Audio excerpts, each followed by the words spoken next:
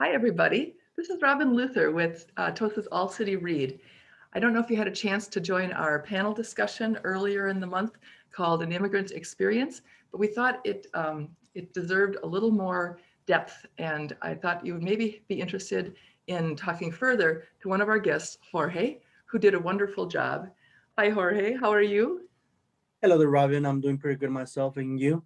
I'm fine, thank you. Thanks for doing this more in-depth interview with us. I think people don't often have the experience to really talk to somebody who's emigrated to the United States and understand what that experience can be like coming here and living here. And I really appreciate you sharing your story. To start, why don't you just tell us your name, because I know that I will not pronounce it correctly. So I wanted to leave that to you. Yes, definitely. Well, my name, I have four names. Well, two and two last names. My name is Jorge Antonio Montiel Aguilar. Beautiful name. It's a beautiful name. And Jorge, where do you live right now? Do you live in Milwaukee? I currently live right here in Milwaukee, near Wauwatosa, but yeah, still Milwaukee. Very nice. We're glad that you're here. Um, the other night when we were running through our questions, people just started by telling their story. And I'm thinking that maybe we could just do that again, that you could just tell your story to us. I know that you came to the United States when you were a very little boy, like 11 years old. Maybe Correct. you could start back with, tell us a little bit about your family and where you were born and what your family structure was like and your family's relationship. Tell me about your mom and dad and how your family life was before you came here and what circumstances led to you coming here. Oh, perfect, perfect. I love that. So, I'm gonna start with my mom and dad basically. So both of them, my mom and my dad, they're actually from close neighbor towns in Mexico. They're actually from Veracruz, Mexico, right? So think about like my dad was actually from Milwaukee and my mom was from Waukesha. You could say like they were neighboring towns.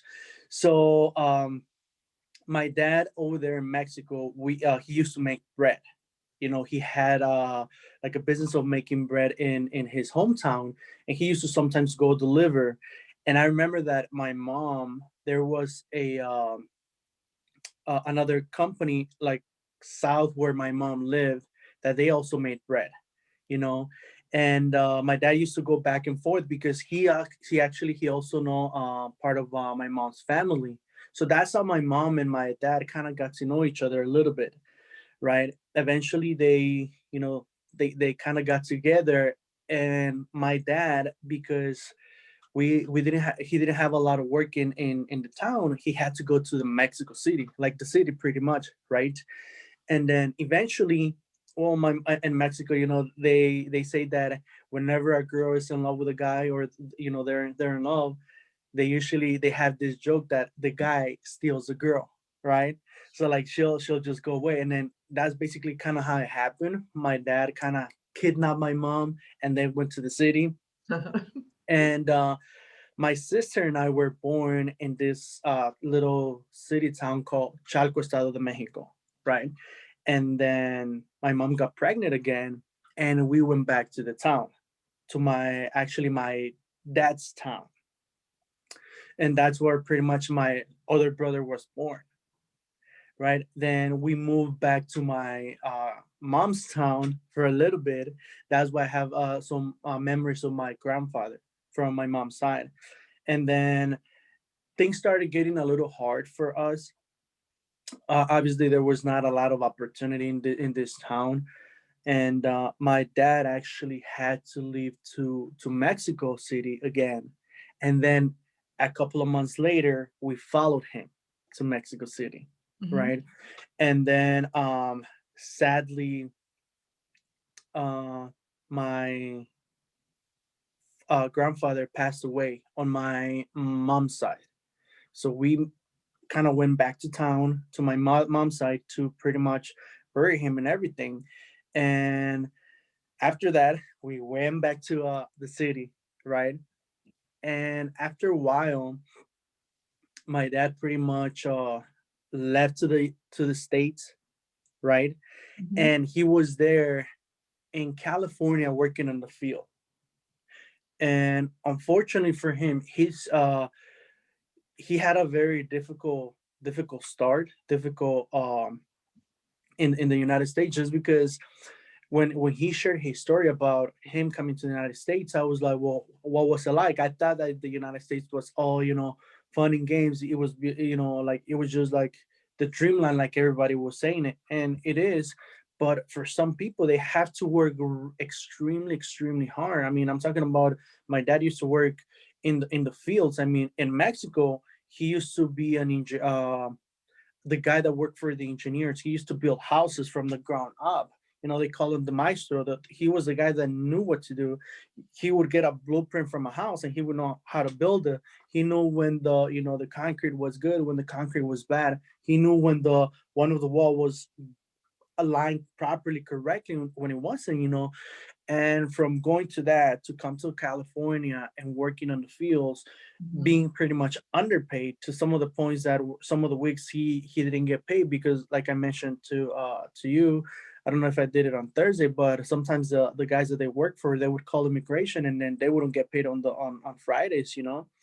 And he They used would to call they would call immigration to because they were there illegally. So correct. immigration would come and say you have to leave, so they wouldn't have to pay them. Yeah, exactly. So Oh, the like the okay, so my dad came through the desert, right? okay, And okay. Walk through the desert to get into California. correct, Okay. and he came with one of his brothers, and I guess they used to walk at night, kind of rest during the day. Reason why is because the heat during the day, they try to get some rest because walking through the heat is just it's exhausting. But then one time they were caught. Well, immigration was pretty much next to them, and the guy that was pretty much in charge said, "Everybody run." So they were sleeping. My dad didn't hear that, and my dad just woke up later and was like, "Okay, where's everybody at?" And he got lost in the desert, Oh my gosh. right? So then, like I said, after that, my mom and the guy they were talking, and my mom was really pissed off. She was like, "Well, I don't know where he's at." He's like, "Well, you're gonna respond for him because you're over there in your house. You have your people that are crossing people across the desert, and you have to respond for him because you pretty much are in charge of them, in charge of their lives." So my dad was able to walk. He found another group of people that were crossing, and they told him, "You can come with us." But my dad said, "You know what? I don't know you guys. I'm not gonna go with you guys." So he went back to a route, and luckily my dad went back to Mexico, because he didn't know pretty much the route, but he got lost. So then he called my mom. He was like, "Well, I'm in this place." My mom called the guy. He's like, "Well, he called me right now. He said he's in this place. I need you to go for him." So then the guy went, they went to pick him up. My dad luckily got across, and life was not easy for him. Aside from him working in the fields and sometimes him not getting paid for that. Um, he used to collect soda cans so that they could have enough food so that they could eat, right? And this is where the challenge for him started happening. There used to be some people that were a little bit well off because I mean they used to work there for a longer time. And mind me that there's over there, because rent is so expensive and it was so expensive back in the days, they used to rent a lot of people. Like you would have like 10 people on like a 2-bedroom house, right? So that they would have enough money for that. And I remember that people on the other apartments, they used to have a little bit more than them. And my dad used to tell me, he's like, sometimes they would actually throw away the food so that they wouldn't have to give it to them. Oh. That's a little bit about my dad's story. Now going back to Can I ask you about your dad? Even though it was exceptionally, it sounds really terrible what the situation he was going into in California to work in the fields. Was that economically still better for him than staying in your city? yeah, economically it was better for him, because my dad is like a jack of all trades. He knows. He could be an electrician if he wanted to. He knows how to do all of that. Like probably like he knows about engineering and all that stuff. My dad knew, like I'm telling you, he knew about all of that. Unfortunately, in Mexico, he also used to be a cop, right? But he left that because corruption itself is really bad in Mexico. And I remember that he used to tell my mom, if I would have stayed a cop, you guys would have had an amazing life. But the problem with that is that sadly in Mexico, cops are a target. You know, not only a target of criminals, but a target of cartels, and not just to kill them, but to get them to do the dirty job for them. And Yeah. sometimes, believe it or not, sometimes there's cops that don't have a choice, because either like the cartels will go up to cops and they'll be like, either you do this or you do this, like do this or you die. So they Right. they get threatened by that. And I know, and I know that that's the case because I have a friend whose stepdad wasn't a police officer. They came here for vacation. When they were going back to Mexico, they actually got threatened, so they had to stay in the US because they told them that if they were to go back to their city where they were from, they Mhm. would get killed, their whole family. Okay. So your dad got out of that, and then he was looking for just basically a way to support his family. And Exactly. his best opportunity was to cross the desert into the California.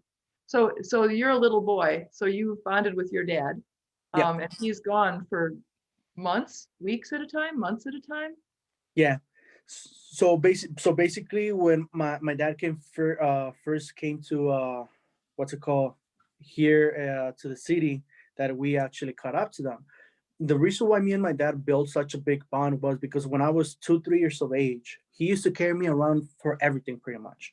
Think about, my mom had to, take care of three of us. So my dad was like, you know what, I'll take him, I'll take Jorge, and I remember going with him, and we used to go to like the tianguis, like a flea market, in like a little, 2 foot by 2 foot box. And I would come back home filled with like mango stuff all over my face, grapes. I would come like with my belly full of fruit that I would just eat. And when he used to go to work into the city, to work for this engineer, he would take me with him, and I used to stay over with him. And there were times that my dad literally would work in different houses, and I was with him working. And then the people, that because he built such a great relationship with the people, um, I would stay with the homeowners over there, and like they would feed me like pancakes. I'm like, whoa, I've never had pancakes in my life, and they would feed me like really great food, and I was over there with them, and that's how I was able to build a good relationship. So we were together, we were like this. And then, like I said, my grandfather passed away, we had to go over there.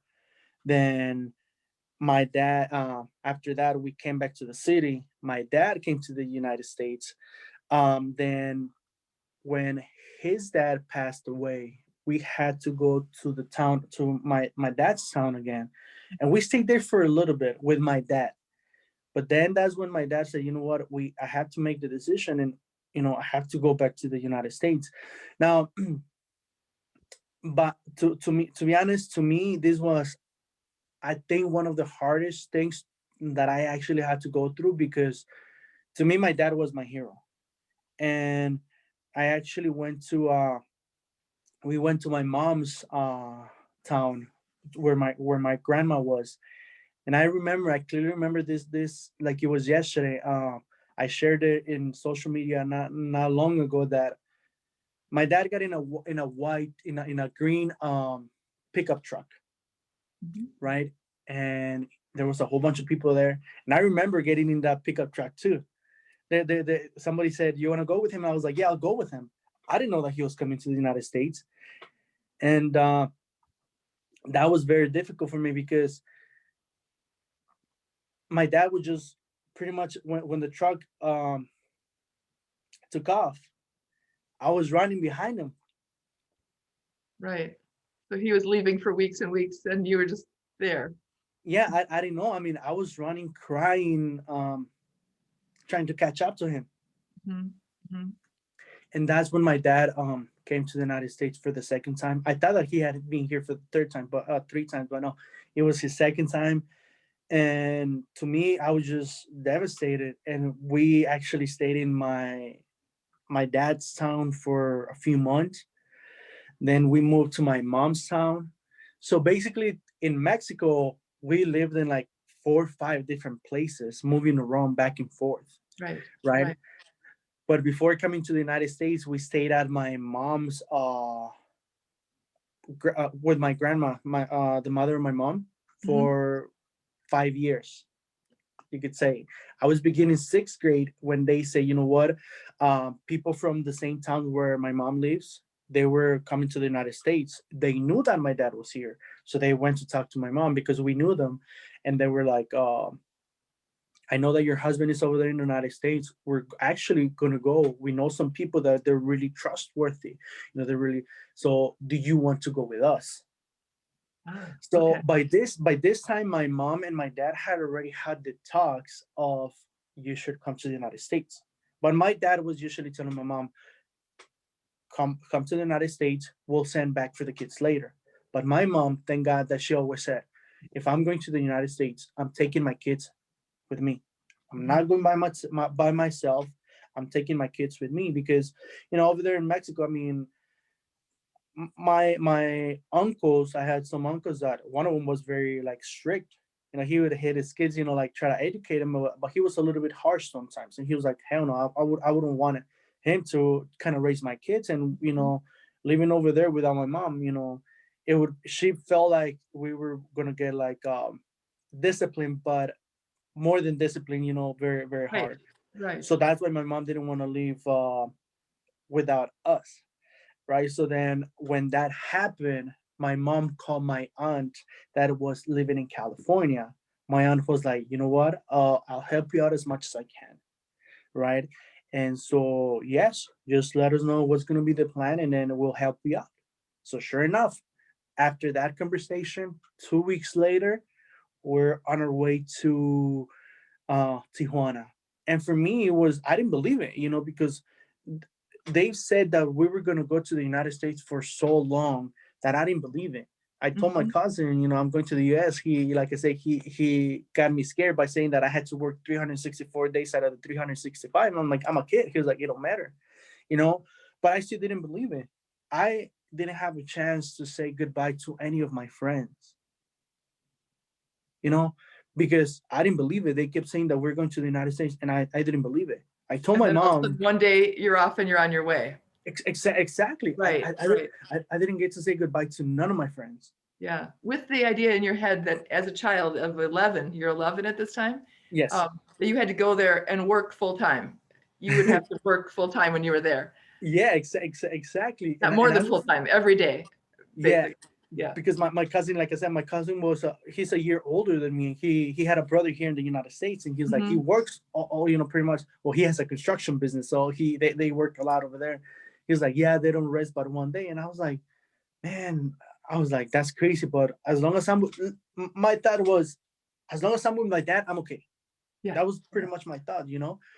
And it was difficult because I remember my mom telling me, he was like, I remember you telling me that you didn't believe that we were coming to the United States until you were in the plane. When we were on the plane, you said, I didn't believe it until now. I actually believe it now.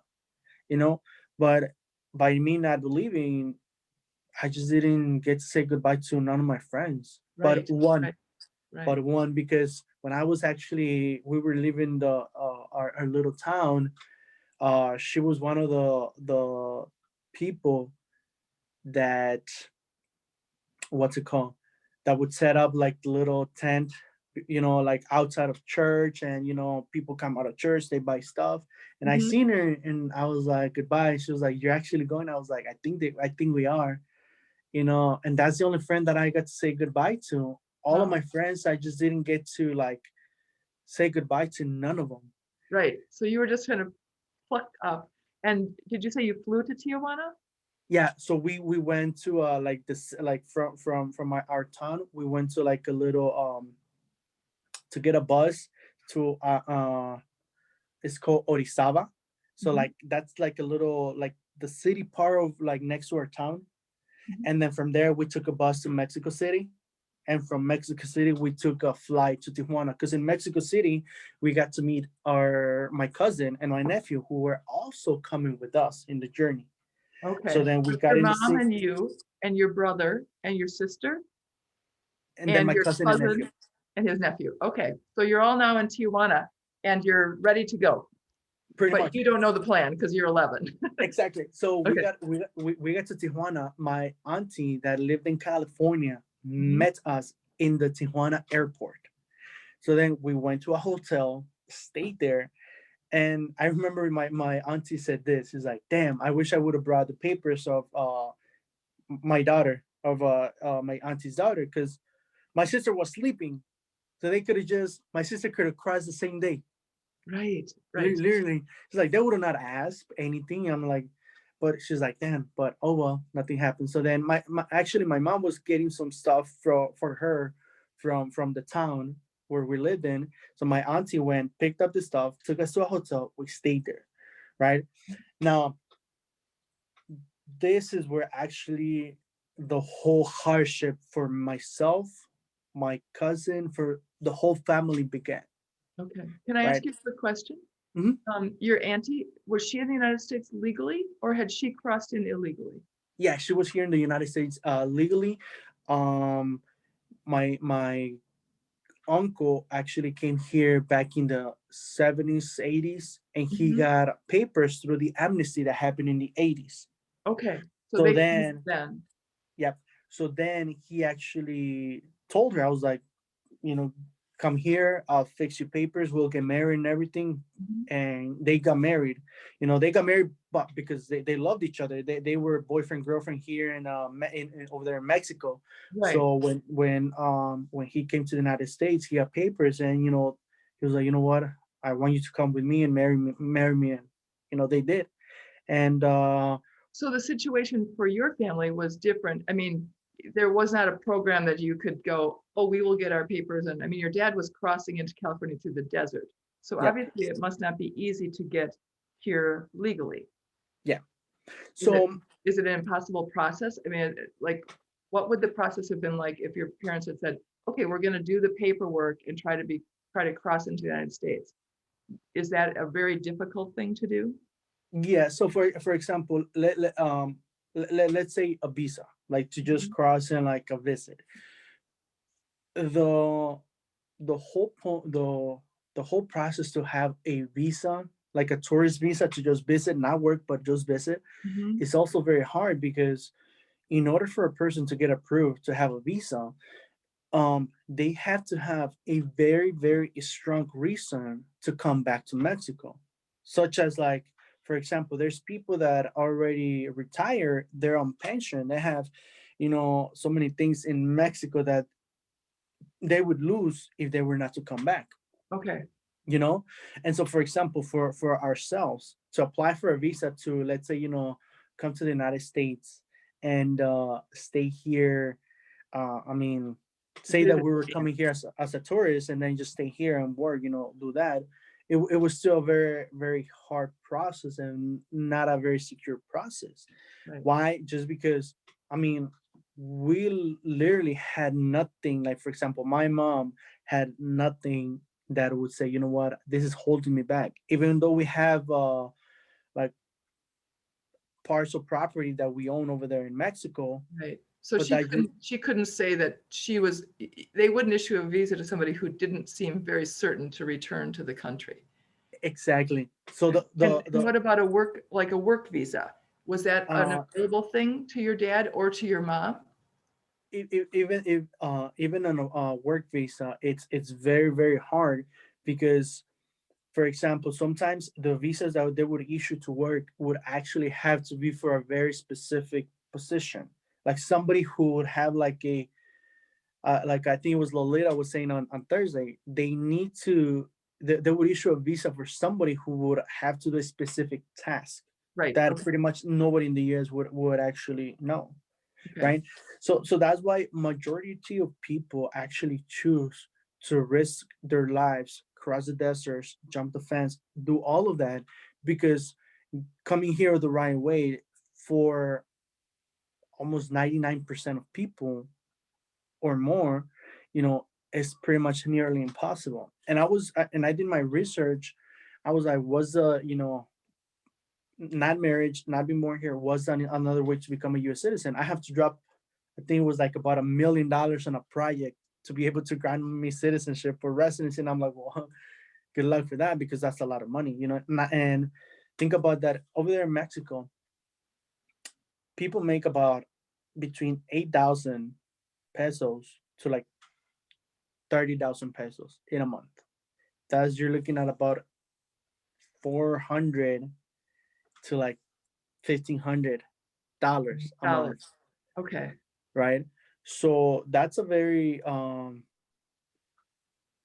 So they can't challenging. accumulate the wealth that's needed to go to push themselves through the process more quickly or more to guarantee that it's going to work. Exactly. So And that's the why thing, that's why your family risked coming here across the desert, your dad. correct. Okay. And now I'm sorry to take you away, but now No, we're don't. back in Tijuana with you and your mom and your cousin and his nephew and your brother and sister. Yeah, So tell us what's happening now. You've all yeah, arrived here as a group. yeah. So I'm just gonna go back a little bit to Oh, to sure. your question before. Um, for everybody that listens, I know that a lot of people, I've seen, you know, people say, well, we should be here the legal way. Applying for citizenship to the United States is not as easy as applying for a job, right? Is not as easy as that. I mean, like I mentioned to you, my parents spent about $12,000 just a few years ago so they could have a chance. They were not it was not guaranteed that they were going to get a yes answer, right? But that they had a chance. So imagine spending $10,000 to $12,000 on a maybe, Right. right? So a lot of people over there, you know, they live below the means because, you know, even though Mexico is rich, but yeah, but corruption, it's big. You know, crime is high. I mean, Mexico is beautiful in some places, but in some other places it's just very, very, very crazy. So that's why people choose to risk their life. And some people don't even have the money. They'll have part of the money, but what happens is that when they cross, they still owe 10, 5, 10, 15,000 to the guy that crossed them. Oh my gosh. Okay. So and we're talking dollars, right? Right. So Right. and so what they do, they, you know, they know them. They pretty much, you know, they live in the same area, and they're like, okay, you know what, you gotta pay me back as soon as possible, you know. And that's pretty much, that's a big business that people are in, right? So I know that because my cousins, some of my cousins, I just crossed about a year, 2 years ago. That's, you know, that was their journey. You Right. know, I was So in they Cal. come here and have to work to pay back the people that got them here because at least Exactly. it's assured because they're paying that money and they know that they'll get to where they want to go, as Exactly. opposed to going a process where you're paying money and you don't know if you're going to get a yes or a no and you have to wait Exactly. for a long time. I mean, Yep. I okay. mean, my dad and my mom, they fixed through a process called Visa U. So my dad was a victim of two times that they robbed him at gunpoint. In the United Actually, three States, in the here, United States. In the here. United Okay. States, actually three times, but one of them I don't think he reported it. Uh, yeah, he was. They actually he used to work as a security at some bars at night, and one of those times, you know, he got robbed, you know, at gunpoint, and he made the police report. And I remember I told him back in the days, I was like, Dad, I was like, you should take a look at applying for this visa, because this is especially for people that that suffer um, violence through marriage. You know, they were victims of a serious crime, Mhm. or in general, they were a victim. Okay. So You it's a know, special visa for somebody who had a victim circumstance. correct. So your dad was already here and you encouraged him to apply for that program. Yeah, but at Okay. that time, my dad was like, he was like, you know what? No, I don't know. That's just a waste of money. He wasn't informed like that, and I'm guessing that was back in like 2005, 2006, almost when we got here, Mhm. right? So then he was like, well, no, I don't think so. This and that. I was like, well, okay, you know, that's your call. So fast forward a few years later, they started checking socials at his job. My dad was, you know, didn't have a good social to work, and well, he got scared, and I told him, Dad, You should take a look into that program that I mentioned to you. So he talked to a lawyer. There was police report, there was everything. He had everything that he needed. And the lawyer was like, yeah, you have a case right here. So they put in the paperwork. And sadly, because I was already over the age of 21, I didn't qualify. So your dad qualified for that visa now because Yeah. and so that qualified him and your mom, And my brother and my sister. but not you because you had aged out Exactly. and it was your idea. And it was my idea. Yeah. Okay. So now So then I'll at that point, I'm sorry, we kind of skipped over, but I know. now, so your dad and your mom and your brother and your sister have visas to be here now. Yeah. So at this point, my dad, my mom, and my brother, and I have a little brother, but he doesn't have to worry about that because he was born here. Oh, got But it. they're actually now the process is still long for them because they have to be here, obviously working, paying their taxes, and doing all of that for 4 years before they can apply for residency.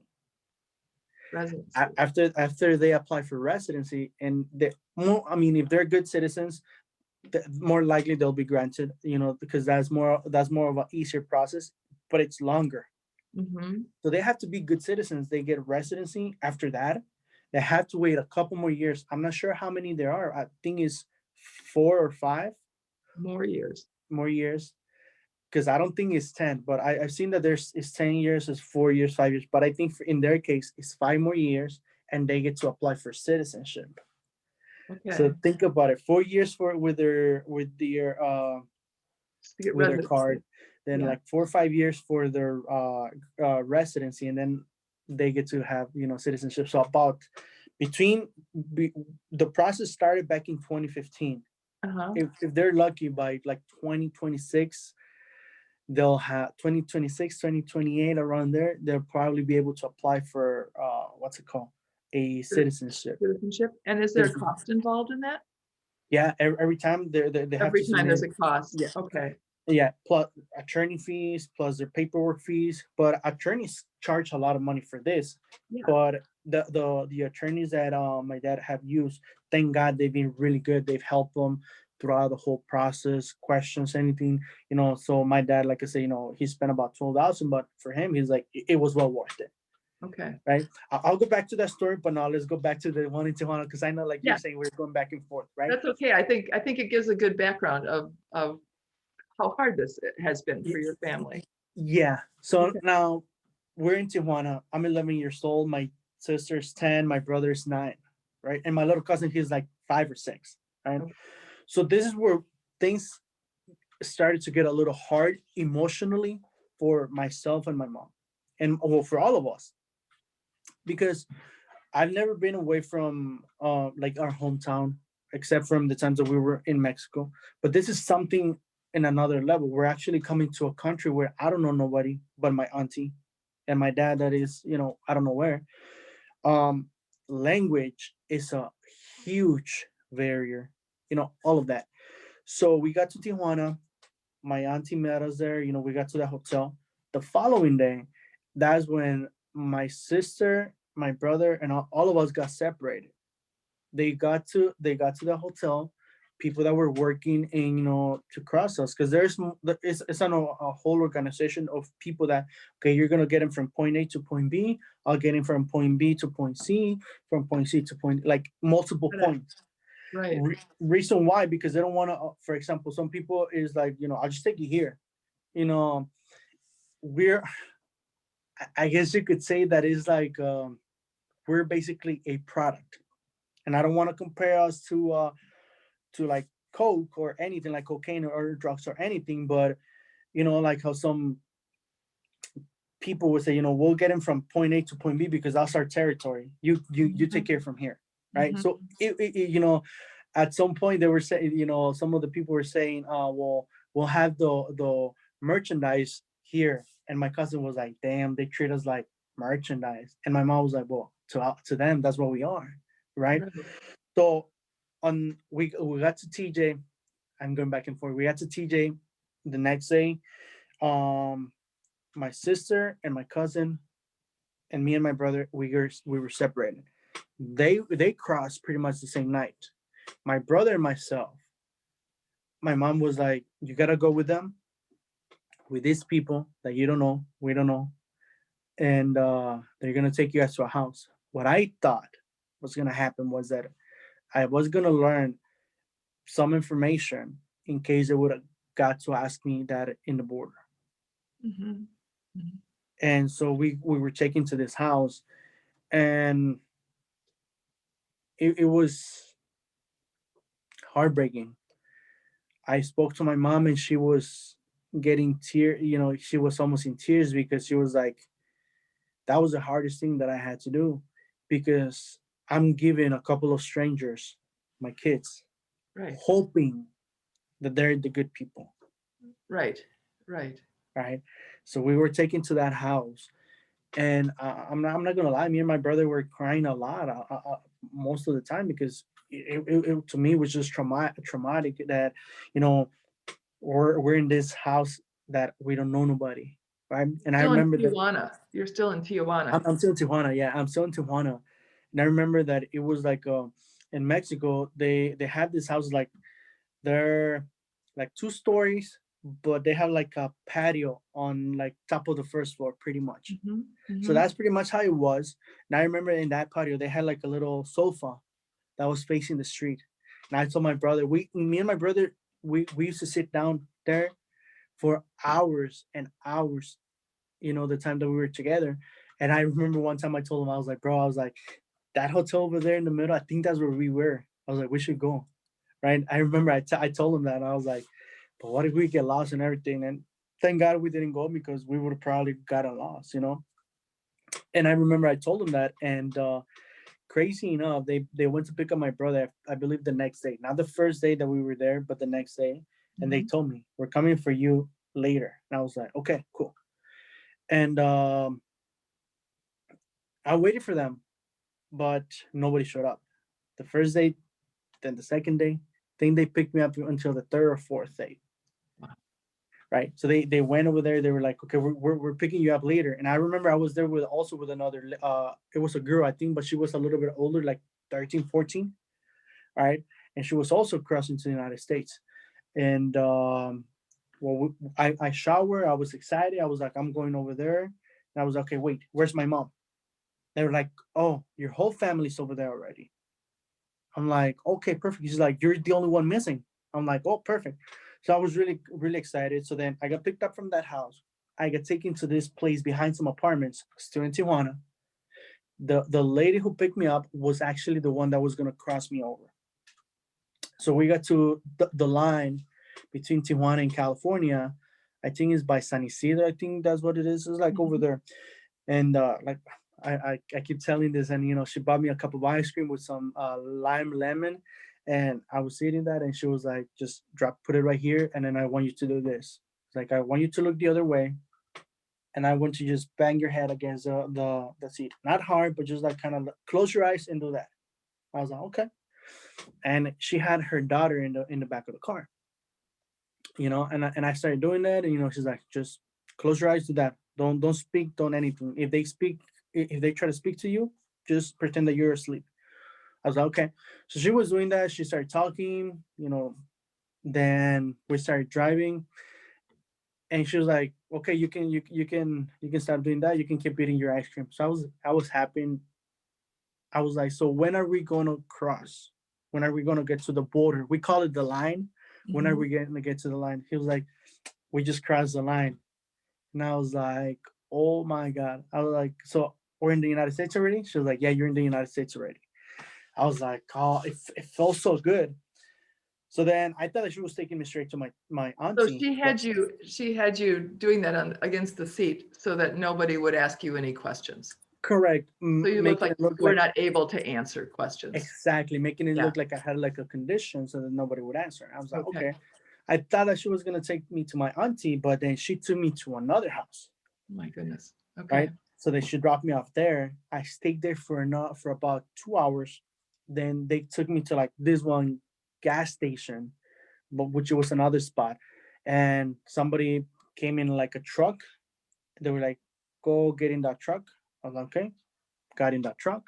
Now they took me to a different to their house. The guys that picked me up in the truck, it was a family, and this family was rich.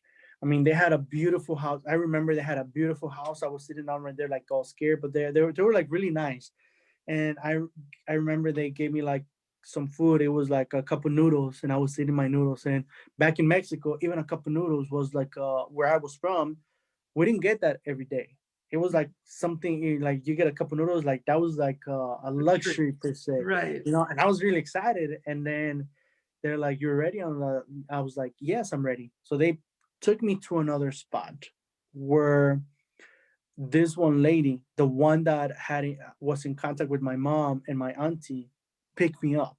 She took me to her house because it was already like midnight, and she's like, "Okay, tomorrow I'm taking you to see your tia, your auntie. Tia is aunt, so we say that." So I was like, okay. So I fell asleep right there. I remember waking up and her kids, are they're looking at me like a stranger. She took her. She was like, "I'll take him to school, then I'll take you to your tia." I was like, "Okay, cool. I'll go to my auntie's." So she's like, "You can have some breakfast, some cereal, whatever you want." I was like, "Okay." So I was there waiting. She came back. She was like, "You ready?" I was like, "Yes." So she took me to my auntie's house, and I was there. I got to the door. She opened the door, and I felt a big weight coming out of my back. I was like, "Yes, we made it." Right. And at this point, they start talking. I go in, and they're having breakfast, and everybody's having breakfast. And I'm like, "Oh my God." I see my cousin, my brother, my sister. I'm like, "Okay, where's my mom?" And I mean, I see my nephew, not my cousin. And I was like, "See my nephew, my sister, my brother, not my mom, not my cousin." So my sister, my auntie closed the door, and I'm like, "Okay, so where's my mom and my cousin?" They were like, "Oh, okay, so we gotta talk." I'm like, "Okay." Like, they are actually still over there in Tijuana. My Mhm. mom, they asked my mom twice, "Let's go. We're ready to cross." My mom and my cousin said no. My cousin, because she wanted to stay with my mom, and my mom said, "The only way that I'm crossing or that I'm attempting to cross is if all my kids are on the other side already." Gotcha. And and the people were like getting mad at her. They were like, "Well, you don't understand. We have everything ready." She's like, "I don't care. Do it however you want, but I'm not gonna go to the other side, or I'm not gonna attempt to cross to the other side if my kids are still here." Because think about it: if they get pulled over, if they get stopped by immigration, and he gets taken to this one's, like wherever it is, it's like, how am I gonna, who's gonna claim him? Who's gonna Right. go pick him up?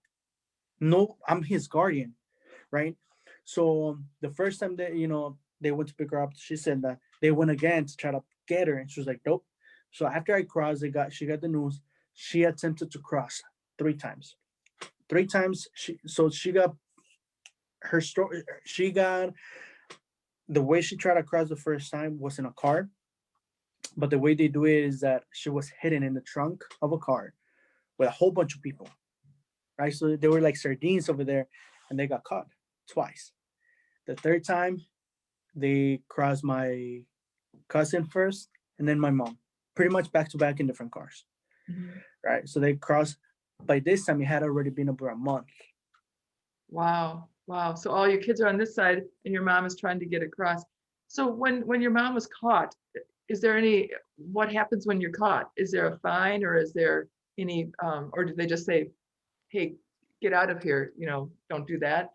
So they get, when a person gets caught, they get taken to like this jail, border patrol.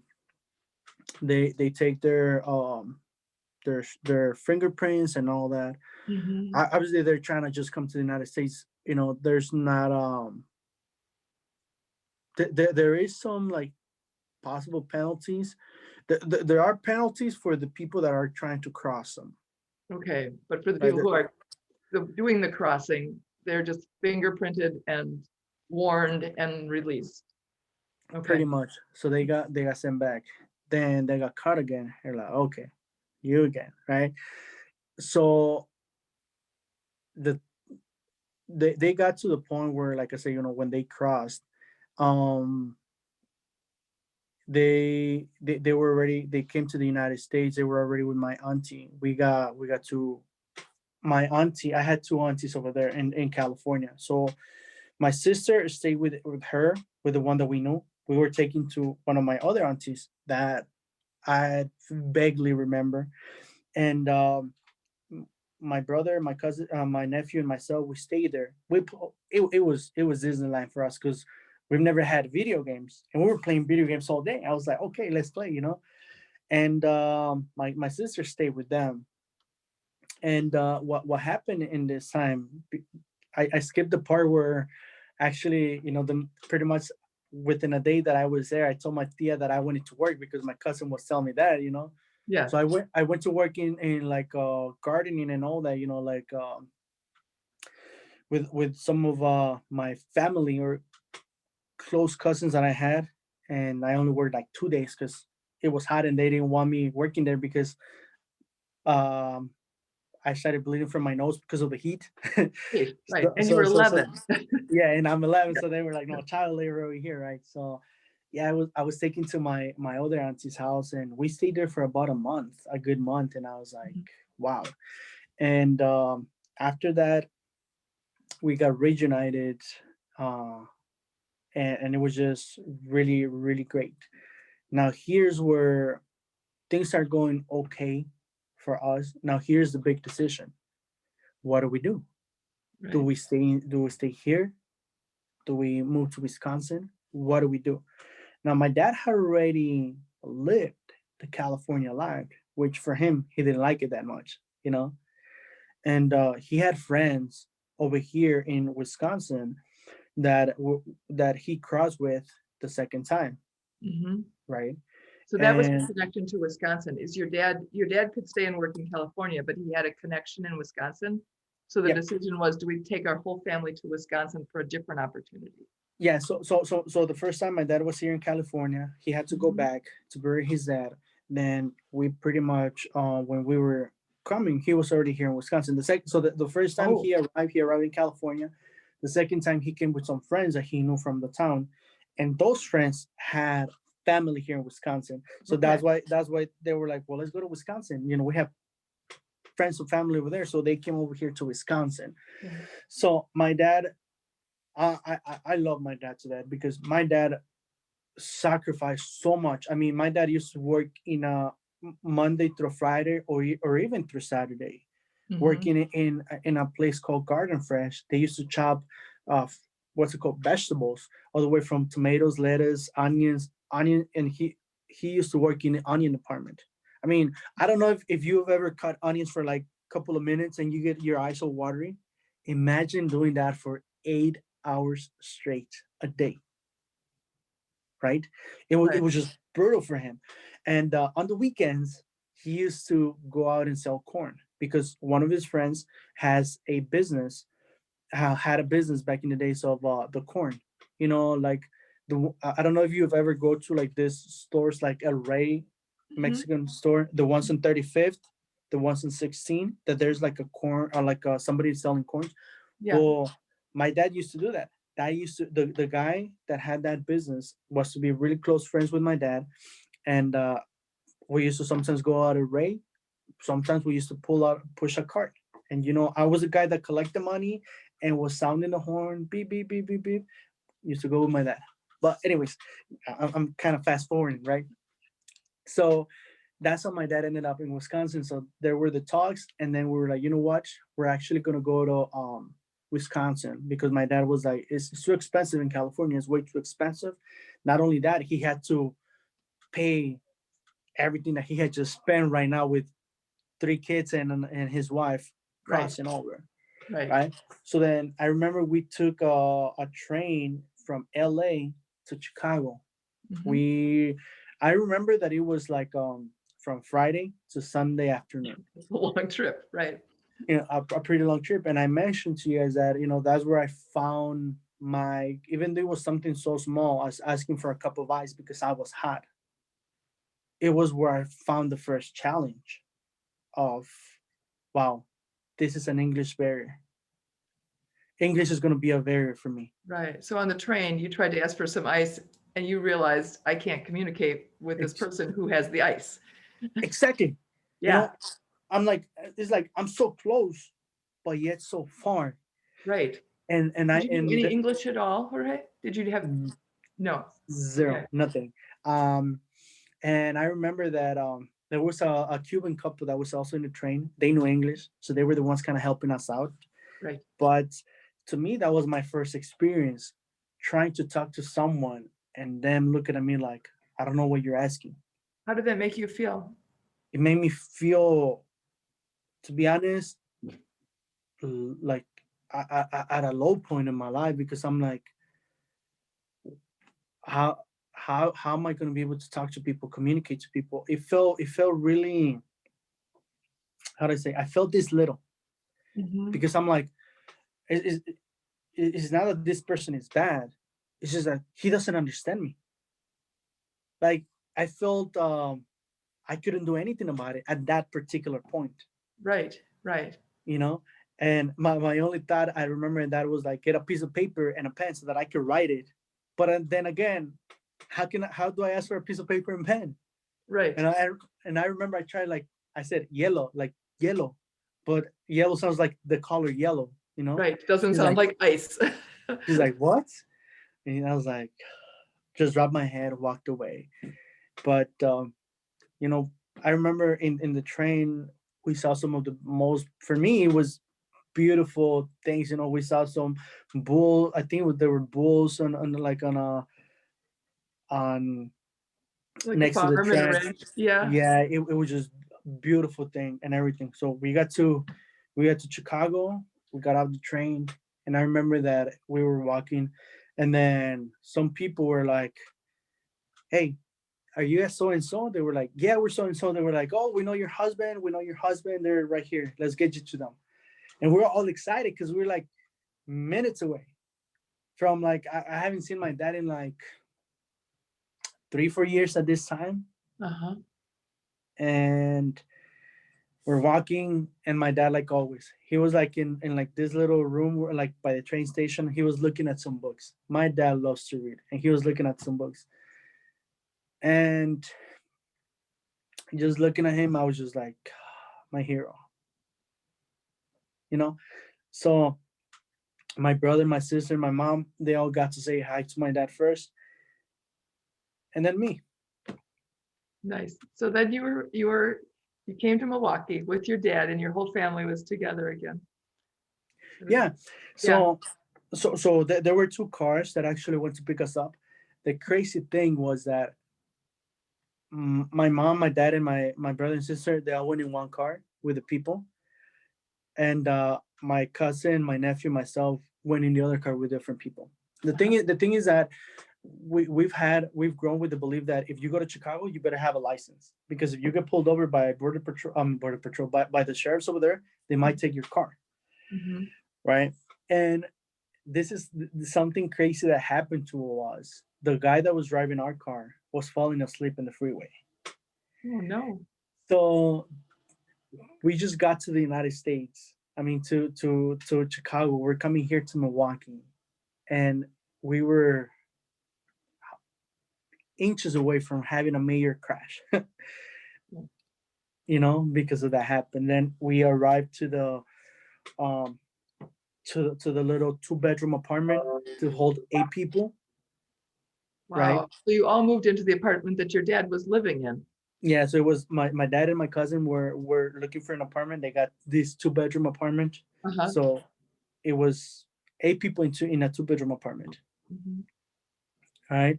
And What month then are we in? What time of year are you? Is it the middle? Is it cold out? Is it October. warm out? October. October. It's a little Yep. chilly.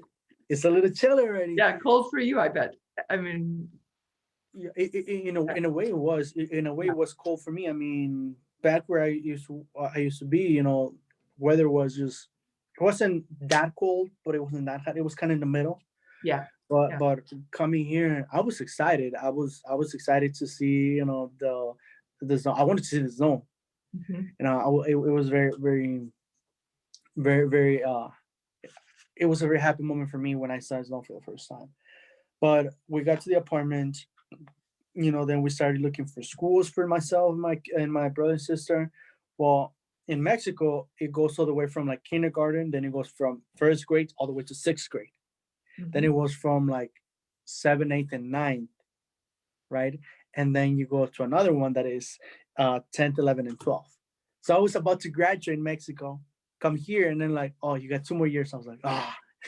So then my brother, and my sister, they actually went to Lincoln School.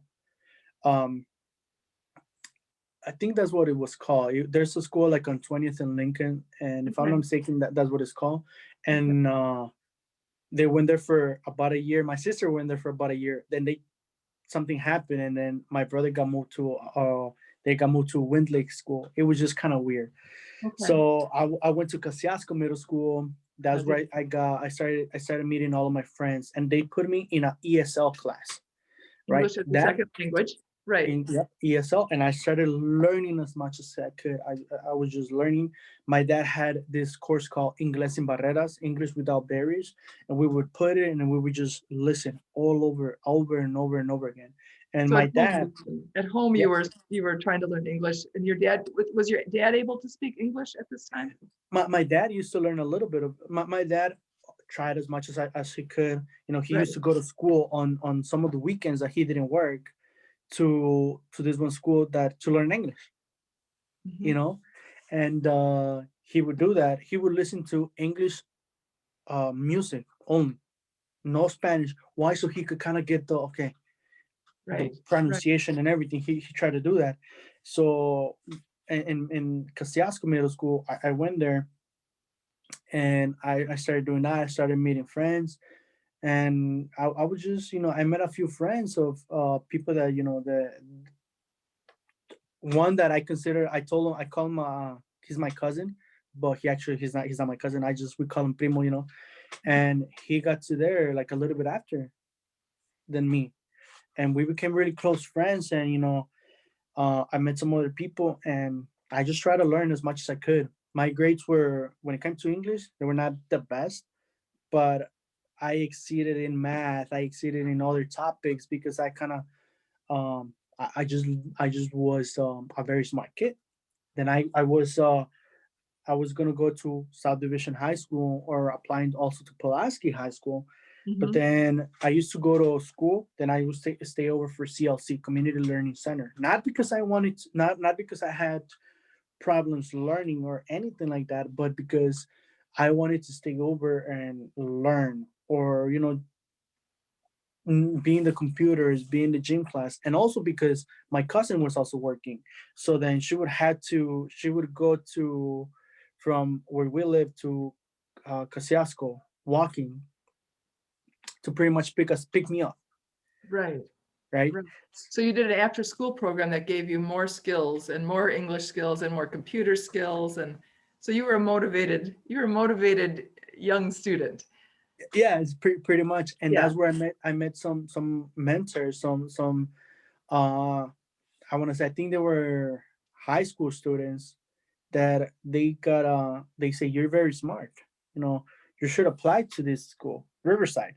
And for me, it was like, okay, Riverside University High School, it was back then one of the best schools to go to. Mhm. And right now it still is. They're really good at school here in the Milwaukee area. And I was like, well, where's that at? And they told me it's all the way over there. And I was like, I was getting scared because I'm like, well, South Division is like 5-10 minutes from my house. Riverside, you're looking at about 30 minutes. I'm Yeah. How am I like, going to get there? Right. yeah. So then I was taken over there for a day. Like I was actually kind of shadowing two kids. It was myself and two other friends that we went over there. We I got with this one lady. Her name is Andrea, and I pretty much went with her to most of her classes, kind of seeing how it was and everything. And I was like, I like it, so I applied there, and based on my grades, they accepted me, but Mhm. not my friend right away. So I Okay. was there, and a couple months later, my friend was transferred there too. Oh, good. So it Okay. was me and him were the only ones that made it from Casiasco. So like my friend that I called him my cousin. So he Right. ended up moving in with us at some point when he was already working. He ended up moving with us, and I consider him my cousin. In To me, high he's my. school, he moved in with your family in high school. I think it was in the late years of high school.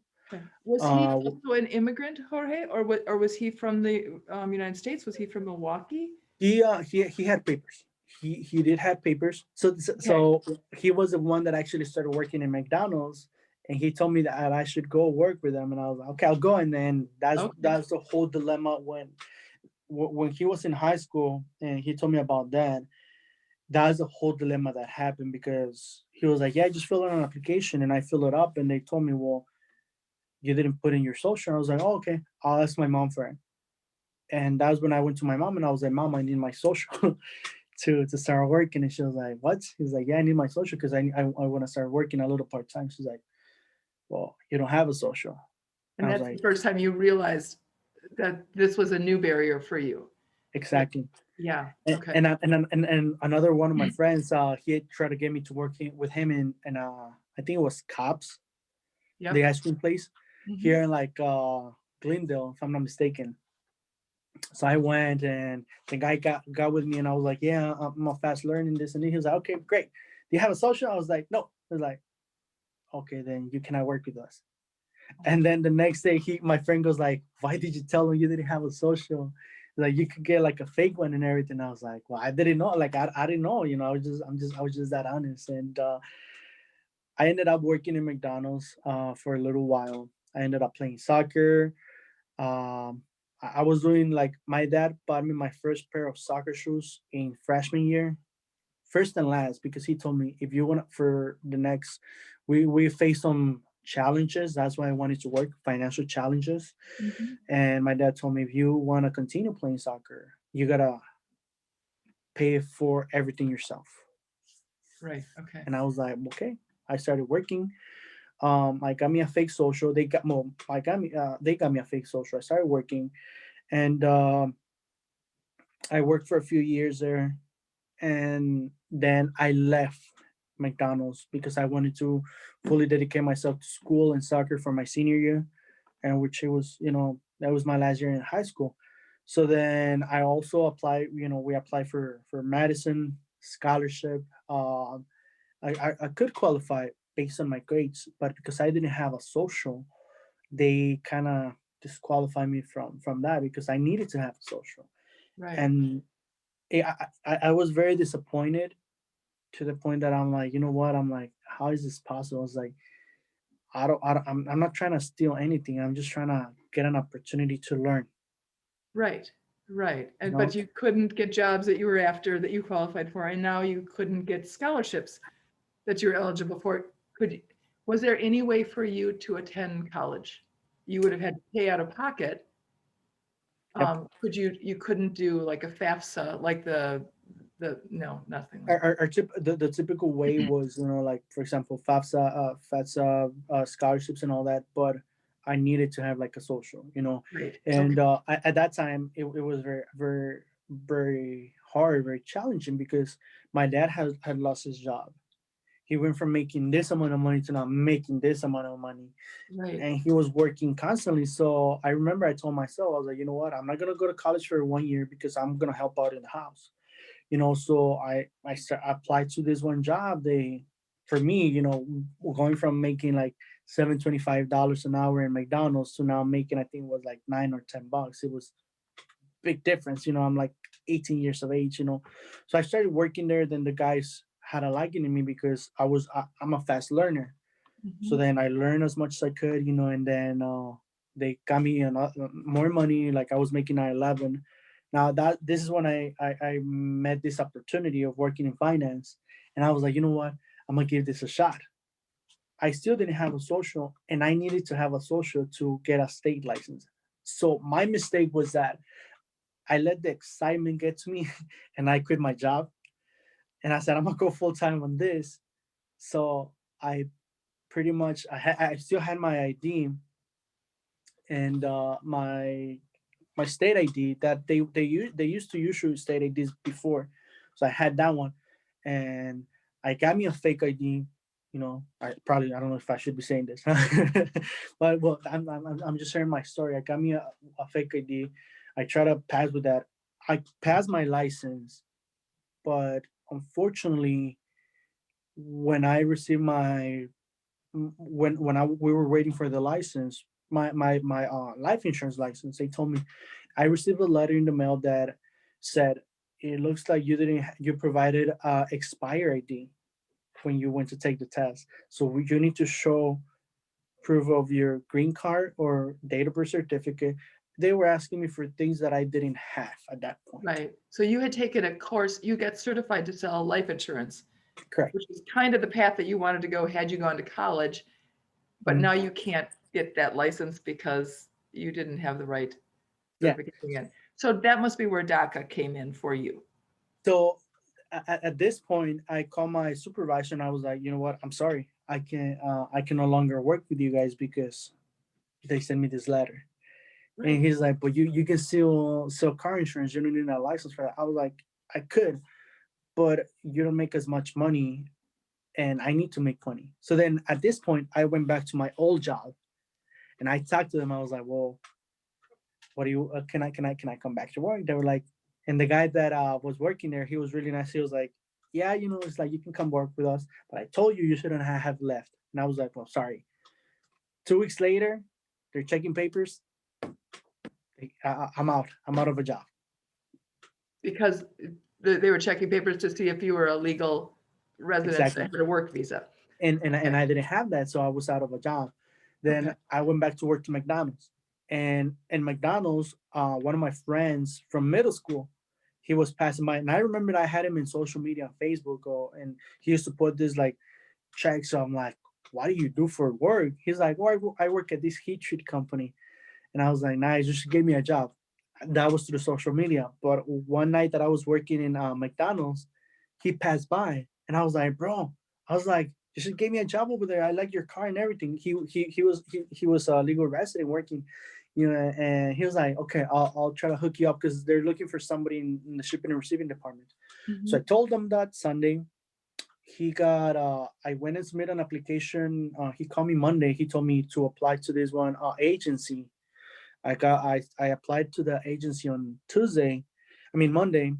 Got a call Tuesday. Started working there. I think it was Thursday, Friday. So everything within a week. They hired me Wow. within a week. Wow. And, Okay. and I was basically my job was like working McDonald's third shift, leaving there at 6 a.m., 5 a.m. Um, getting home, showering, getting and then sometimes I wouldn't even sleep because I would have to go to work at 8 a.m., 7, 8 a.m. Oh my And goodness. then I would leave at around 5, get home, get some rest, and then I would have to go to McDonald's work at 10. So I did that for a little bit. And then I quit McDonald's. I was like, you know what? I can't do this. I quit McDonald's, went full time over there at the other company. And they gave me a raise because they had my the money that they were gonna pay me. They were only paying me like 7.25, but they were supposed to pay me like $9, And so they pay me that. And the human resources guy, he was this amazing person to this day. I appreciate him very much. He told me to apply to the company, and I told him I can't because I don't have a paper. I don't have papers. He's like, apply to the company. I'll take care of the rest. I was like, okay, cool. So then I applied. They hired me to the company, you know, and well, I was very happy. And then that was when DACA came in for me, and that's when my dad talked to me about my DACA. He was like, "You should actually apply for DACA," because I was a little bit thoughtful about it. I wasn't gonna apply really. I didn't apply right away. It took me a little bit of time. So then I was like, you know what? I applied for my DACA. I was doing still my job, and I said, you know what? Let's do this. I got my papers, my DACA. I went back to the company, Primerica, and I got my license, my state insurance license. Within Congratulations. within Yeah. within 3 hours, within three weeks, I got my license. I was like, I knew that I was supposed to do this. I got my license and everything, and after that, I got my investment license. Also, it was active and everything. Unfortunately, I had to leave the company for differences that I had with the people that were monitoring me, and but it was a blessing because I got to rejoin the company with somebody with basically the some of the top guys in the company, not only in the company but in the industry out of Mhm. California. They're my mentors right now are from California, but they are actually teaching me, right? So now I submitted my application for to get my investment license reinstated. It's taken a little bit longer than I expected, but I already have my life insurance license and hoping to get my investment license within the next couple of weeks or hopefully days. Hopefully within this week they already give me an answer for that, but I'm hoping that happens. Good. That's exciting. So now you see a career path ahead of you. Yes, I'm actually seeing a career path in the field of finance. That's something that I want to do. That's something that I want to become an expert in the field of finances, right? So Why did you going back, choose it? Why did you choose that field? I know that you are good at math and you're a smart guy. mhm. What draws you to working in finance and helping people in finance? Okay, so it goes back to high school. When I was in high school, I wanted to play soccer professionally. Best I could do was I was the guy that was on the bench, and lucky for me, through many injuries. Well, not lucky for me, but I had many injuries throughout my soccer in high school. But I was lucky enough to give my soccer team in high school the only championship that we had in 4 years. Like in my senior year, they put me in to play soccer in the very last, like I think it was like what 30 seconds. I mean, in the last in the championship game because some one of my teammates got injured, and that same night I had played with a junior team and I got injured. I played a little bit with a senior team and got injured again. And but I was warming up and it was really cold. They got me to play, and with 1 second left, I scored a goal. And that was a goal for the championship, and we were all excited. So now I'm like, okay, it seems that soccer is not going to be a path for me, you know.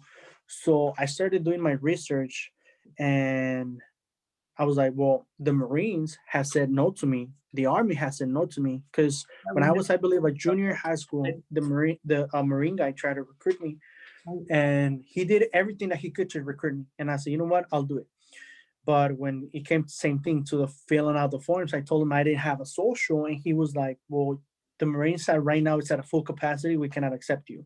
And I was like, well, how come you didn't tell me that at the beginning? Now you got me all excited. I can join the Marines now. And I was like, man, this sucks. So when he gave me the news, I was like, you know what? Maybe the Army would get me. And that's when I applied for the Army. And within a minute, I got a call from one recruiter. And he was like, so you're trying to join the Army? I was like, yes, sir. You know? And so we started talking, and he told me, well, do you have a social? And I was like, no, I don't have a social. He's like, okay, you cannot join any military branch or anything in the military if you do not have a social. And he told me this. He's like, maybe you shouldn't apply for a government job if you don't have a social. And I didn't know that it was bad. I was just trying to serve my country. I was just trying to do that because I was so grateful for this country. It gave me a shot. It gave me an opportunity, and that's all I ever wanted. I faced many challenges, yes, but those are the challenges that any person would come to face. I wanted to be in the military. To me, becoming a Marine was something that was, to me, it was going to be an honor. I know that it would fill my parents with pride. Like, yeah, graduating from college would have been amazing. But for me, I felt like becoming a Marine was going to be like even a bigger, I was going to make my parents so proud, more proud than if I would have graduated college. To Mhm. me, it was something that I really wanted to do, the Marines. But unfortunately, that wasn't the path that God had chosen for me. So I said, you know what? It's okay. So um, I've always wanted to help out people.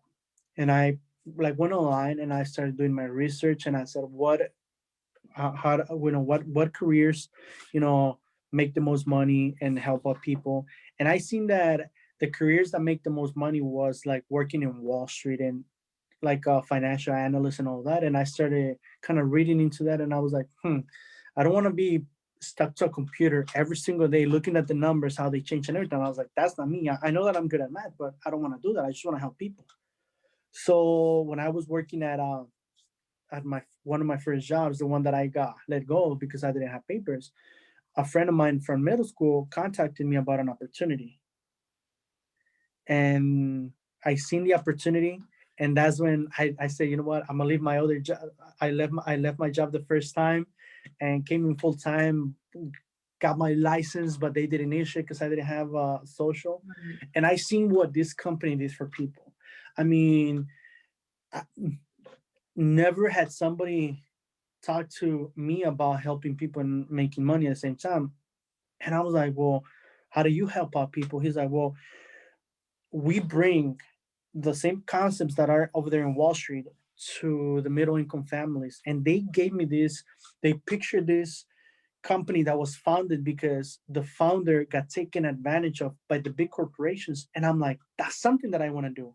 I get to help people because up to this point, I had been in the United States at to this point about over 10 years already. And not one person had come to my parents offering them life insurance, teaching them about the importance of life insurance and investments, Mhm. and none of that.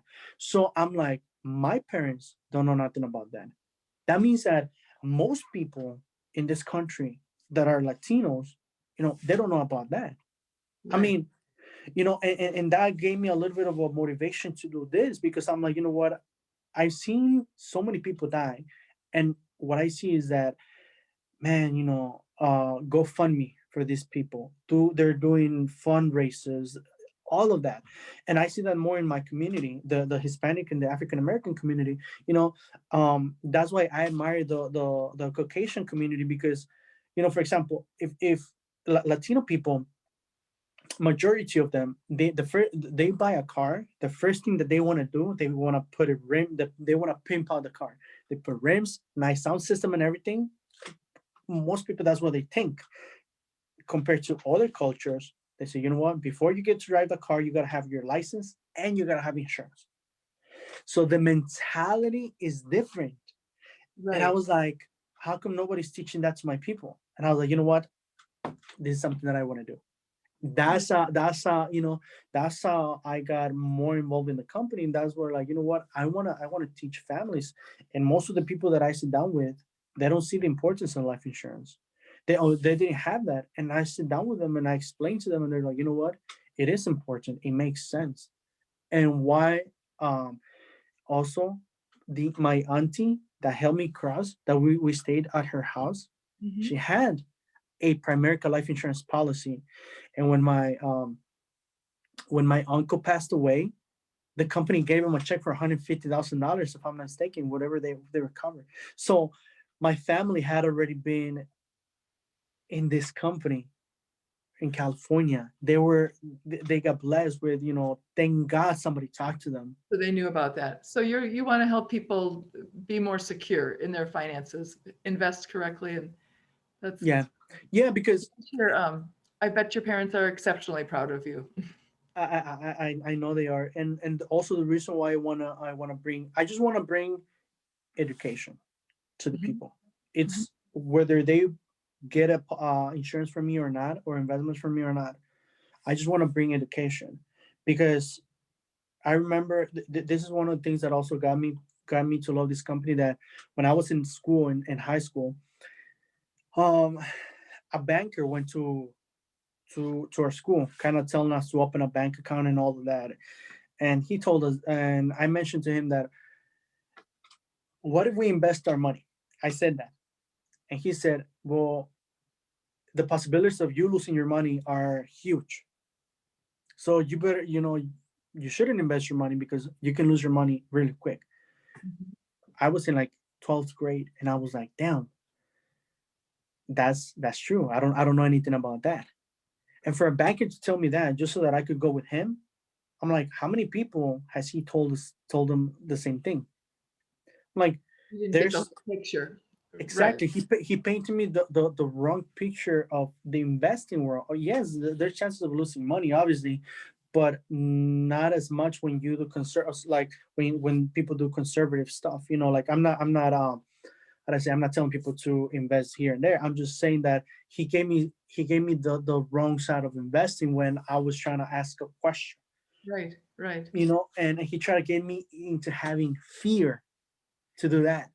So that got me thinking. I'm like, if people are doing that, are making people be fearful because they don't know, like, no, I'm like, it's my job then to try to educate people and show them a different way.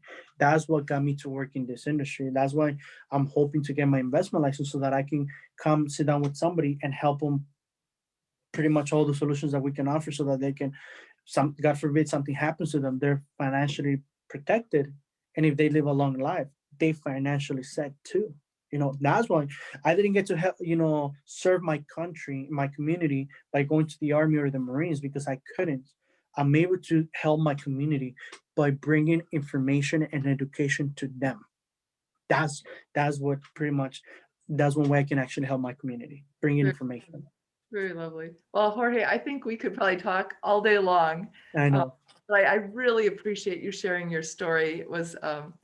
It's just fascinating, and I admire so much what you have been through and how you have kept navigating all along the way, and come out with such a positive attitude and such a, a dedication to helping your personal family and the community.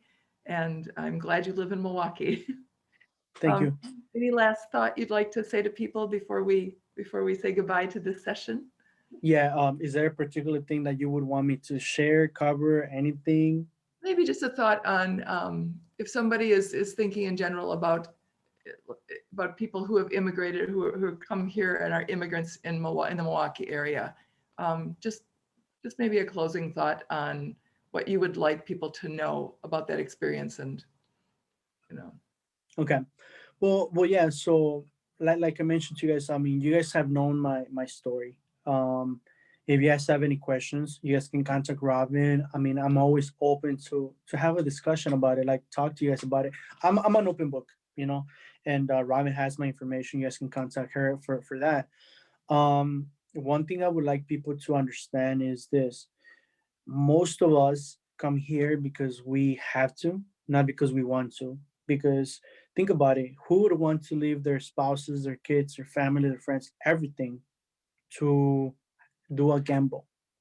And the reason why I say a gamble is because when you're coming to the United States, you don't know whether you're going to make it or not. You know, I mean, crossing the desert, people get lost. People get, sadly, people get bitten by snakes, in the desert. People run out of water. People run out of food. My dad got lost. He got lucky, and I thank God for that he was able to find his way back where people were able to go back for him. But coming to the United States is not an easy decision. It's something that is very, very thoughtful.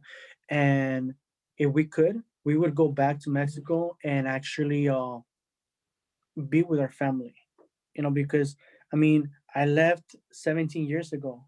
I'm 27 now. 2 days I'll be 28. Pretty much 17 years ago, I left this my country, and when I go back, it won't be the same because along this time, I've lost people, family, friends, and for those of you who are looking or are watching this, I just want you to know that if you could just teach your kids and educate your kids about immigration. It's not a bad thing. People do it all the time. And I want you guys to know that I love this country as much as I love my country. I want to be here. I want to live here for the rest of my life. Even if I have the opportunity to go, I would go visit Mexico.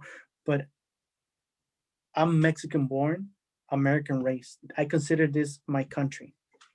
And I want to do as much as I can to give this country back.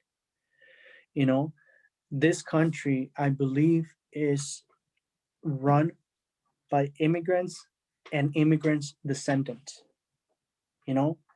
And I believe that we can all live in harmony if we just decide to open our heart, our minds, and our eyes to other cultures. people come here for different reasons, different purposes. My purpose and my family's purpose was to find a better opportunity so that we could have a better future, a future that we would not have if my dad wouldn't have taken the risk of coming to this country. Mhm. So I want to thank you, Robin, for giving me this opportunity to share my story. Thank you Um, for sharing. It's been lovely meeting you. And I just love that you're so disclosing and really have let us into your experience. It was very nice. yeah, So well, like everybody, I thank you for listening. If you do have any questions, reach out to Totes Alt City Read and we can help um, connect you. So thanks a lot, Jorge. Have a nice rest of your day. thank you very much. I appreciate it. Have a good day.